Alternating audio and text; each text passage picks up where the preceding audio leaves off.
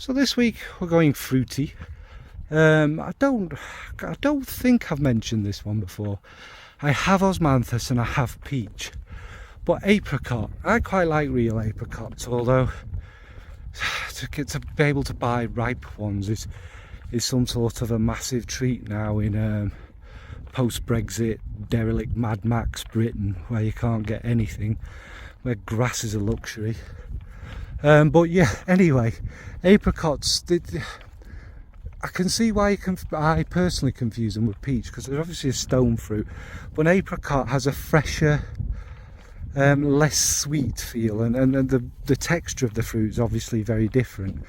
But in fragrance, it does add that kind of, again, sometimes, I'm not going to lie to you, whether I can tell whether it's apricot or peach, I can't always.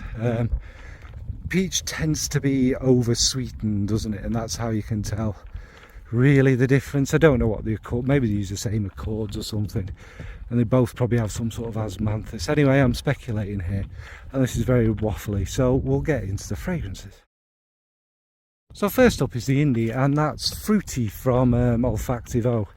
Now this one has, I don't think raspberry's listed, but it has raspberry and a kind of raspberry leaf feel, about that kind of minty greenish strawberry, but not a sweet, sickly, awful synthetic mess of a strawberry. It actually smells a bit like a strawberry that's turning red in the wild. You know, that kind of sweetness is there, but it's not too much. And the kind of other fruit that supports them all and goes all the way through it, there may be peach, but it's also the apricot, and the apricot gives this sweet but slightly sharp kind of fruitiness in there. It isn't sharp, and the fragrance isn't sharp, but do you know what I mean with them other notes, with the green and that, it gives a fruity slight sharpness, not citrusy, but you've eaten apricots, you know what I mean by that, and it gives it a bit of body and texture. And it obviously this is all sitting over like a patchouli and vetiver, and it literally does smell like a strawberry bush and an apricot tree there, like an English garden. My garden's never been that nice, but they do have that, hello sheep, they do have that kind of specific smells of them, like as you're moving into summer. So yeah, that's April Aromatics fruit.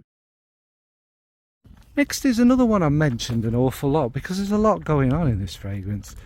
That's Amouage's Journey. Now, the apricot is actually quite strong in this one, and what it does is it mixes with the honey, and it gives it this kind of nectary apricot feel. There will be osmanthus in it as well, which kind of emphasises that even more and makes that whole feel bigger. Now this one is resins.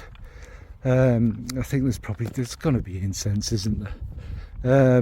The honey and the apricot and the osmanthus are kind of the main feel about it, and it's like this very dry, the sweetness comes literally from them two notes, and that's the only sweetness in it.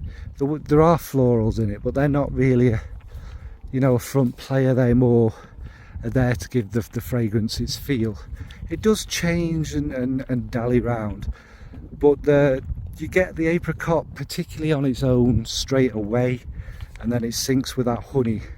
Like I say, it's this kind of golden dry sweet hue around it, like you're in a desert and there's a slight little bit of a tiny little stream of apricot flavoured honey going through it, and it's really nice. It's one I have to be in the mood to wear, I must admit this. It's certainly one of the easier ones from them, but there's something, it can be quite large, and it's one of them because you think it's quite quiet, because it's got nothing that shouts about it, but it can actually completely envelop and suffocate you. So it's this sort of weather really. So yeah, anyway, I'm waffling. That's Journey from Amouage.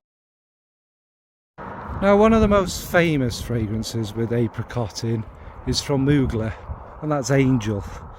Now, can you pick out apricot specifically? If you know it's there, yes, because when I was researching this I thought who knows how old the sample of the Angel I've got is, it's not quite as I remember it, so it's probably one of the newer ones. I don't think it's literally the new garbage, but yeah, there's fruitiness in there, obviously, as we know, and then it's all the kind of dense, rich, that gourmand patchouli and the kind of whole gourmandy feel about it. But it's fruity, but it's not obnoxiously fruity. I don't know why I'm explaining what Angel smells like to you. It's one of them, you don't specifically pick out it's very blended, isn't it? I know that's a cop-out thing to say, but you don't really pick out everything specifically, but in that fruitiness is definitely some apricot, and it's a very legendary fragrance. Say, not my favourite, but finding designer fragrances with apricot that I'd actually tried was not an easy task for the likes of me. So that's the one I've gone for. Yeah, it's kind of fruity in there. So that's Angel from Mugler. So that was just obviously a little brief trio. Like I say, I'm not an apricot expert. If I know it's there, I can smell it. But if I'm just smelling a fragrance off the bat, it's not something I'd immediately pick out. Like I say, I'd probably think it was osmanthus, peach. I know it's a bit lighter and a little bit on the sharper side, but I'm being honest. So what about you? What's your favourite apricot fragrance? What's your favourite kind of stone fruit in fragrances? Are you a fan of apricots? Do you live in a civilised country where you can trade with other countries, where you can get fresh fruits and eat ripe fruits? Do you love them in real life as well? Alright folks, it's a very waffly ending, isn't it? Thanks for watching. Bye.